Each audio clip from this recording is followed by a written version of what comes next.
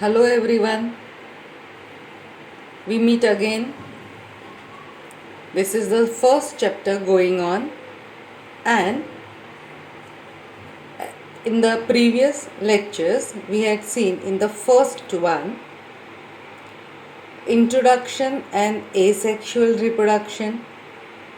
In the second lecture, it was the sexual reproduction. Then we had seen the pre-fertilization events. In this lecture, we will deal with the process of fertilization. How did we end the previous lecture? That male and female sex cells come together for fertilization. So today's topic is regarding fertilization, and let us begin with the definition and any other terminology which is used instead of fertilization. This process is an important event of sexual reproduction. We had two varieties of reproduction, that is asexual and sexual. In sexual reproduction, fertilization is a very important event. Let us define it. It is a fusion of gametes. It can be also called as syngamy. We are going to refer to it as syngamy. In simple words, it is fertilization. So terminology, children, do remember that. Do not be confused. Be very clear that syngamy and fertilization are one and the same thing. What is the resultant of this process? A zygote is formed, and the zygote is diploid. Again, be very clear with the terminology. Diploid means the chromosome number is double. What is the number of chromosomes found in a sperm? It is half the number. Half the number means n, haploid. If it is humans, it will be 23. And egg cell, ovum, that would be also haploid, that is 23. But the zygote will be 2n, diploid, it means the chromosome number will be 46. I hope this is very clear to you. Correct? Now, a question is put into your textbook line wise that what would happen if syngamy does not occur? So this is a point of discussion and it is not in the textbook. The answer is there would be no zygote formation. And when there is no zygote formation, no new generation would be formed. So, moving ahead to a subtopic, that is parthenogenesis. Genesis means making. Let us see in which organisms this takes place. Rotifers, honeybees, lizards, turkey. What happens? The female gamete, egg, undergoes development to form new organism without fertilization. Isn't it amazing, surprising that there is no male involved in it? No sperms are required for fertilization. In this year's question paper of 12th standard board, this honeybees was asked for MCQs. This, that several options were given, and out of that you have to select the organism which undergoes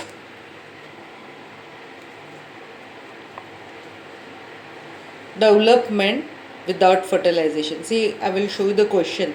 In honeybees, the female gamete undergoes development to form a new organism without fertilization. Options are given. Honeybees is given.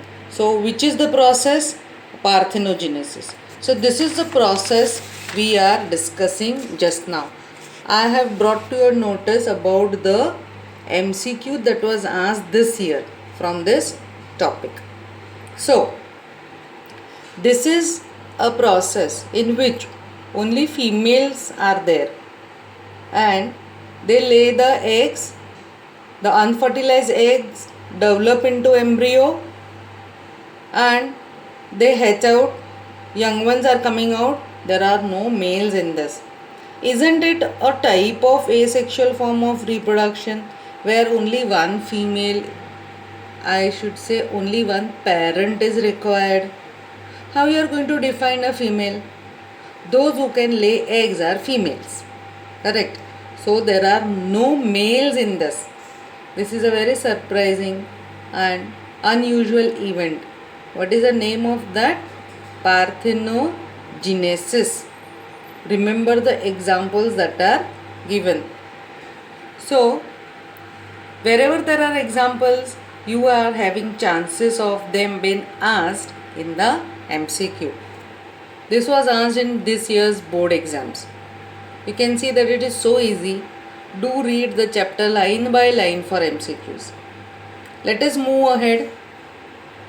Where does syngamy, that is fertilization, occur? Depending on this, we are going to divide it into two types: external fertilization and internal fertilization. So obviously we will have definition of this both and examples of this. Let us first deal with the external fertilization. In aquatic organisms, algae and fish and the amphibians, syngamy or fertilization occurs in external medium. Remember, they are in water. So where is fertilization taking place? In water. What is another important point to remember? It takes place outside the body of the organism. It means that male is releasing the sex cells outside. They will fall in water. Also the female is throwing out the eggs outside its body. So that is also lying inside the water. So if fertilization has to take place, does it comes to your mind that male and female have to release sex cells at the same time? This improves the chances of fertilization. Fertilization becomes more. So when male and female frog are mating in nearby water, what will happen? The female will release the eggs and they fall inside the water. At the same time, male also throws sperms on it. So chances of fertilization becomes more. So this is regarding the external fertilization. Now, the number of sperms or eggs produced are in a very large number. For example, the fish and the frogs. Does anything comes to your mind that why such a large number of sperm or eggs are produced in the fish and the frog? Let us discuss. And that becomes the disadvantage of this method. The offsprings, the young ones, when they are hatching from the eggs or before hatching also, the eggs are falling prey to the predators. They are eaten as food by the other animals. So the bunch of eggs, fertilized eggs, which is floating in the water, it can be eaten by other animals. So the number of young ones become less. Now if the eggs hatch and the young ones come out, again they are falling prey to the other animals, eaten up. So very few survive to become adult, that is become fully grown adult. So this is the disadvantage of this method. You can get a comparison question also between these two topics, that is the external fertilization and internal fertilization. Correct? So eggs of fish and frog are usually very large in number, but number of young ones actually growing to live and become adult is very less. Understood? As they are eaten up by other larger animals. Let us discuss the another small topic. If we have discussed the external fertilization, we are going to now discuss the internal fertilization. In the fungi, in reptiles, in birds, mammals, plants. Which plants? Which are belonging to the Bryophyta, Pteridophyta, Gymnosperm and Angiosperm. Remember the classification of plants that we had done last year. So, syngamy or internal fertilization takes place inside the body of the organism. Egg is formed inside the female body where it fuses with the male gamete. Now, the male gamete is motile. What does it mean? Motile means it can move and it reaches up to the egg so that it can fuse with it and fertilize it. Here also the number of male gametes produced is very large. But remember that male gametes is reduced to very less in numbers. Now, I will tell you why. Let us take the example of humans. The sperms that are produced are millions per day, but the eggs that are produced is one in a month. That makes it 12 ovum per year. What is the reason for that? That male sex cells are produced in very large number. As most of the male sex cells are wasted due to loss during transfer from male to female. When the sex cells of the male are passed on to the female, so that time they may be wasted, and each time it is not possible that they do find the egg cell. So though they are produced daily in a very large number, they are wasted. The male sex cells are wasted. So in internal fertilization, the number of male gametes that are produced are very large, but female gametes are produced in lesser number. So you have seen the advantages and disadvantages of the internal and external fertilization.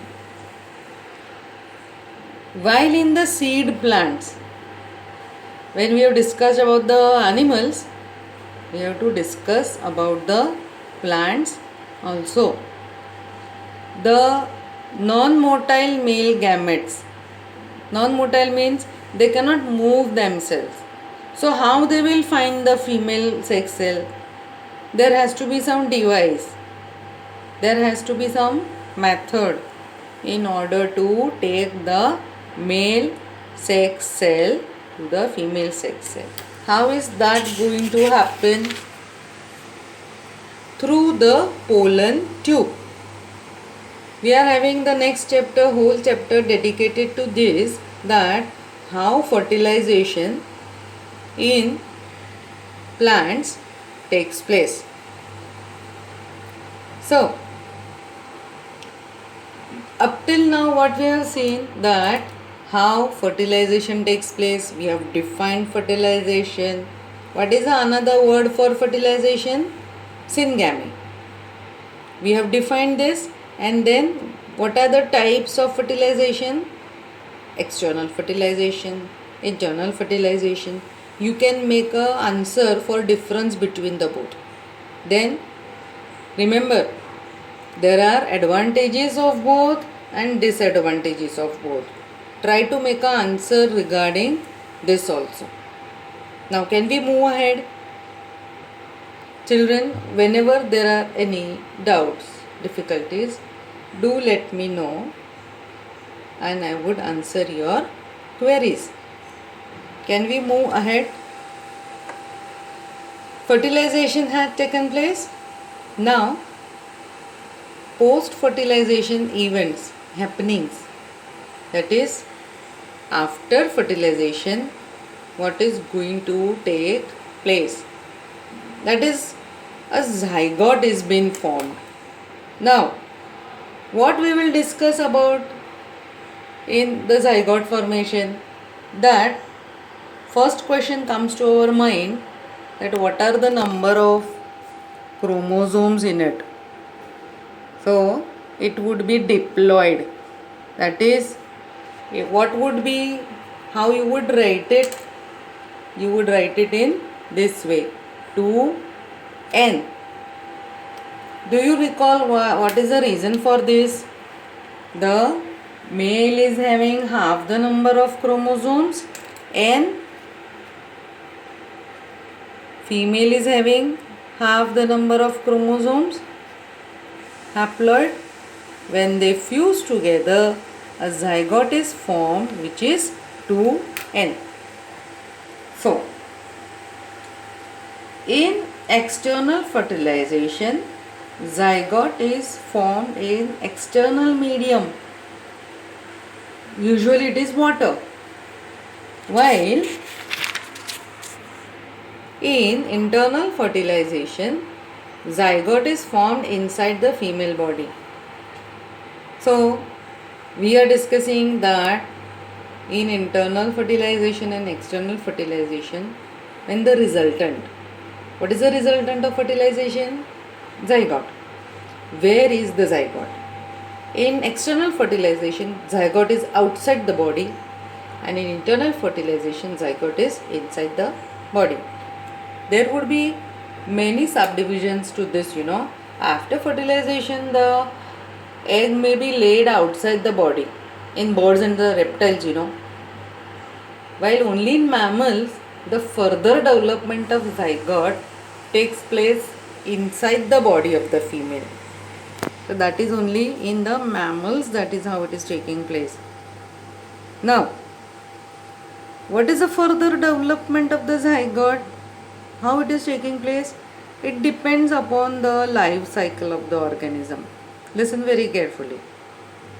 In some of them, the fertilized egg, that is a zygote, it is put outside the body for further development, as it takes place in the reptiles and the birds. Correct? And in mammals, the further development of zygote takes place inside the body of the female. Now, in organisms belonging to algae and fungi, zygote develops a thick wall that is resistant to desiccation. Again, terminology. What is desiccation? Become dry and damage. How is the thick wall around the zygote helping it? It is not allowing the zygote to become dry and be damaged. It is protecting the zygote. Recall 11th standard. Cycles of plants. Zygote divides by meiosis to form haploid spores, and these spores grow into haploid individuals. Let us see the highlights of the zygote. A characteristic, very very important. Pay attention and remember it carefully. Zygote is a link between one generation and the next. Zygote makes sure that species continue on the surface of the earth. Zygote is made up of single cell, and through the development, whatever organism is going to be made, that is going to be multicellular. Isn't it amazing that life begins as a single cell, but then the whole organism is going to be multicellular? So again there would be some processes involved in this, that how zygote is becoming a multicellular organism, isn't it? All sexually reproducing organisms produce life, or we can say start life as a single cell. So those organisms which are having sexual method of reproduction, zygote formation is very very necessary. Go through these points of zygote, characteristics of zygote again. Listen to them carefully again. Now we are moving towards a smaller topic, that is embryogenesis. It means development of embryo from a zygote. Remember, just now I told you that zygote is made up of one cell, but the organism that is developing is multicellular. So some process has to take place in order to convert single cell into multicellular young one. So the young one that is made is multicellular and zygote is single cell. How is this possible? Due to the process of embryogenesis. Genesis means to make an embryo from the zygote. Can we go ahead? Now, remember 11th standard we had the chapter of mitosis and meiosis. So, which type of cell division zygote undergoes? It undergoes mitosis. So now what is happening? The cell number is increased and then the cell becomes differentiated. See, these are two different processes. This is cell division and this is differentiation. We are going to discuss them in detail. Now, when cell division takes place by mitosis, the number of cells increases in the developing embryo. There was only one cell. Many cells are produced. So these are the raw material in order to make all of the organs that are required. Correct? So when you have the ingredients, you can make many different things. What are the ingredients? Many cells. What are the variety that you want to make? Eyes, nose, ears, liver, lungs, kidney, intestine. Correct? All things would be made in a smaller size, and the young one that is been made is an exact replica of the parent. So, the first process that had taken place was cell division by mitosis. Now, cell differentiation means groups of cells modify and form tissues and organs of an organism. Do you remember differentiation, de-differentiation, re-differentiation of class 11? Correct? So what is the first process? Mitosis that is taking place. What is another process that is taking place? Differentiation that is taking place. Correct? Now, a little bit the subtopic is changing in this embryogenesis. First we had defined embryogenesis, then cell division and differentiation is taking place, two important processes. We are going to categorize animals on the basis of development of the zygote where it is taking place. See, here we have two varieties. As such, there are many subdivisions, but what we are dealing with our syllabus is this: oviparous animals and viviparous animals. Development of zygote takes place outside the body of a parent. Can be fertilized or unfertilized eggs. Understand this very carefully. In oviparous animals, eggs are laid outside the body of the female parent. So where is the zygote? Outside the body of the female parent. What can be the zygote be? How it can be? It can be either fertilized zygote or it can be unfertilized zygote. So that the eggs which are thrown outside the body. See, the fish and the frog, unfertilized eggs are put outside the body of the female. Then it can be the fertilized, as in case of the birds, unfertilized eggs in case of the amphibians, and fertilized eggs in case of the birds. So, why I have given the example? So that you can understand it properly. What is another variety of fertilized zygote? Viviparous. The zygote develops inside the parent body and birth to young one is given. That happens in the mammals. Correct? This is the definition of the mammals, that the birth to young ones is given.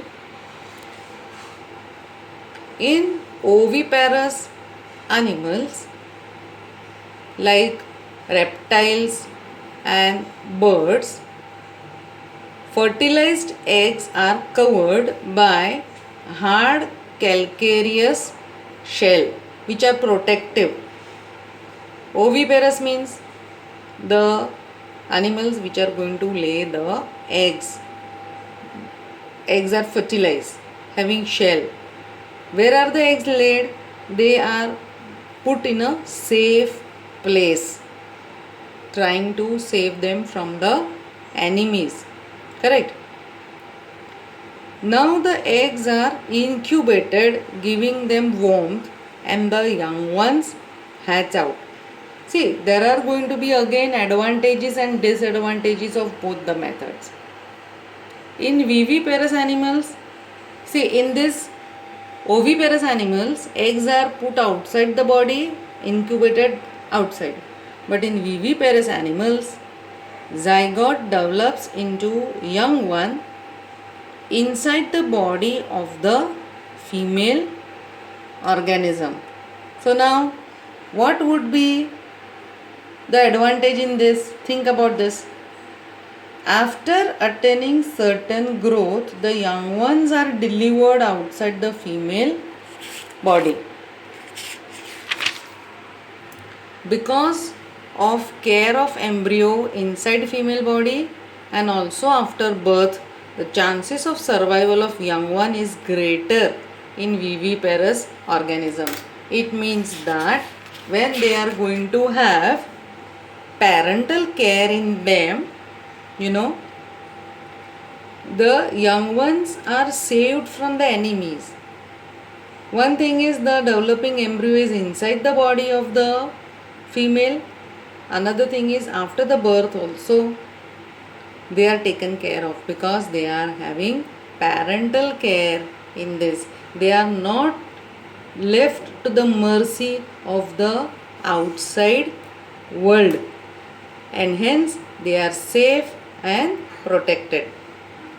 Let us continue with the another subtopic in this, that would be in the plants